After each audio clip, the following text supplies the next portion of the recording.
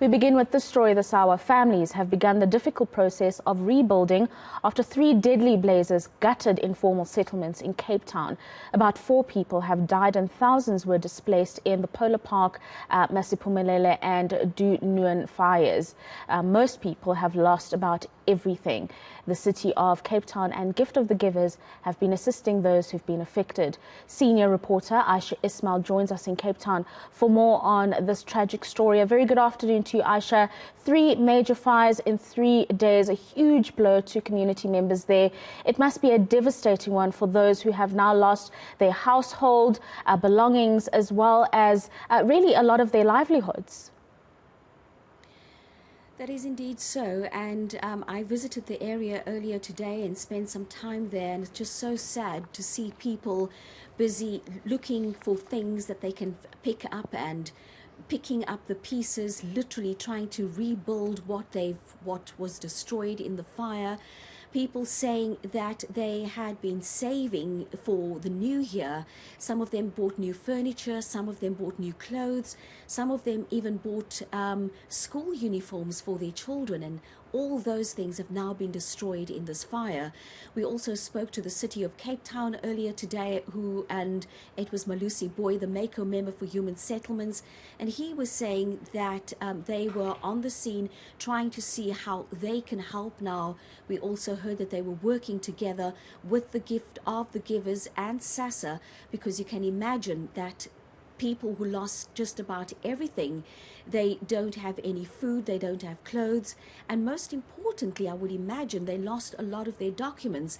And so they're also appealing for Home Affairs to come to the area with a mobile unit to come and help them to register children, and especially the older people who need to go and collect the old age pension, which I'm told is probably, I think tomorrow people will be starting to collect their old age pension grants. They won't be able to go and collect that money if they don't have their identity documents with them. But this is what Malusi Boy had to say about the fire that took place in Polar Park in Philippi.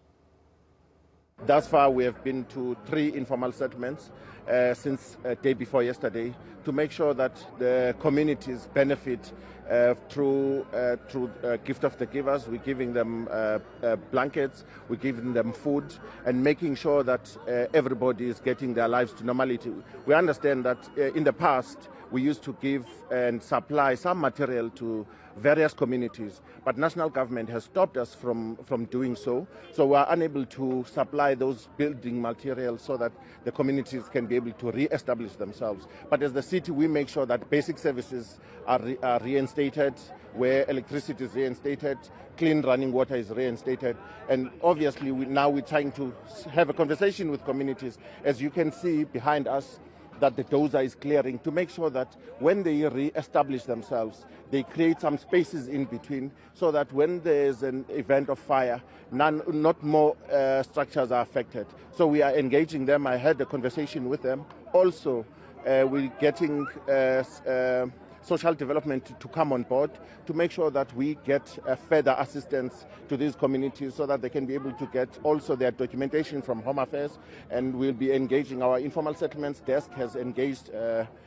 Department of Disaster to make sure that we have a mobile truck that will come here and assist these communities so that they can be able to have their IDs done, because some of them have lost their belongings through the fire. Ayesha, what about the residents? This is certainly a bleak start to the new year for them, particularly in a time when many of us as South Africans in general are facing really tough economic conditions. And of course, I mean, you can see from those visuals also in the Masiphumelele informal settlement, in Polar Park, in Dunoon, we're dealing here with the poorest of the poor, and these are people who also saved up money so that they can buy their children's school uniforms and stationery. So when the new year starts, they don't have to go around looking for money. Now, also, a lot of people go to the Eastern Cape for the festive season to go and celebrate Christmas as well as New Year. And a lot of people, when they return, they'll be coming back to almost nothing. Let's listen to what this woman had to say about how she had to escape the fire in Polar Park. I heard someone shouting outside, fire, fire. Then I opened the door. The time I come out, yes, the fire right in front of me. Then we had to make a way to come out the house. So I had to go back to my room to grab my kids. They were naked. They sleep naked when they're sleeping.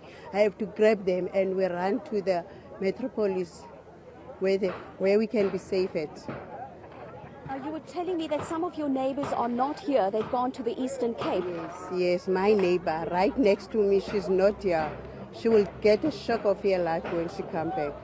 And she's got kids also. She bought the stationery, she bought everything because, by the time you come back from the Eastern Cape, there's no money. So it's better you spend everything here, then you go home, then you don't have a stress. But when she get back, all of that is gone. Ayesha, thank you very much for that update, albeit very sad indeed, especially at the beginning of the year for those community members. That is a senior reporter, Ayesha Ismail, coming to us from Cape Town.